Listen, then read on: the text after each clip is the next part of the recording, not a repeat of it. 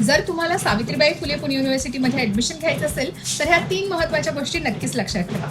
सगळ्यात पहिली आणि महत्त्वाची गोष्ट, माझ्यासाठी सुटेबल कोर्स कोणता आहे?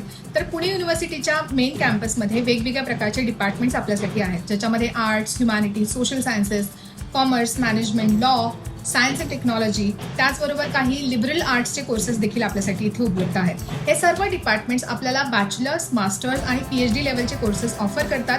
त्याचबरोबर काही सर्टिफिकेट आणि डिप्लोमा कोर्सेस देखील आपल्यासाठी उपलब्ध आहेत. त्याचबरोबर काही ब्लेंडेड कोर्सेस देखील उपलब्ध आहेत, ज्याच्यामध्ये तुम्ही BSc प्लस B.Ed ही डिग्री 4 वर्षांमध्ये करू शकता. MTech आणि PhD हे सुद्धा तुम्ही 4 वर्षांमध्ये कंप्लीट करू शकता. ही एक खूप चांगली संधी आहे अशा सर्व विद्यार्थ्यांसाठी ज्यांना ब्लेंडेड कोर्सेस करायचे आहेत. तर ह्या सर्व डिपार्टमेंट्समध्ये कोणकोणते कोर्सेस आहेत हे सगळ्यात आधी बघावं लागेल. त्यांचे एलिजिबिलिटी क्रायटेरियाज काय आहेत, आपण त्यामध्ये फिट होतो का ते बघून आपल्याला या कोर्सेसना अप्लाय करता येऊ शकतं. दुसरी महत्त्वाची गोष्ट म्हणजे ॲप्लिकेशन फॉर्म भरणे. यावर्षीची ॲप्लिकेशन प्रोसेस ही ऑलरेडी सुरू झालेली आहे आणि 15 मे पर्यंत आपण हे फॉर्म्स ऑनलाईन पद्धतीने भरू शकतो. त्याची लिंक मी डिस्क्रिप्शन बॉक्समध्ये देते, ती नक्की चेक करा. ॲप्लिकेशन फॉर्म भरल्यानंतर दुसरा सगळ्यात महत्त्वाचा टप्पा म्हणजे ऑनलाईन एंट्रन्स एक्झाम. ही एक ऑनलाईन कम्प्युटराइज पद्धतीची परीक्षा असते, जी आपल्याला वेगवेगळ्या सेंटर्सवर जाऊन पुढे द्यायची असते. जूनच्या पहिल्या 15 दिवसांमध्ये आपल्याला ह्या वेगवेगळ्या एक्झाम्स द्यायच्या असतात.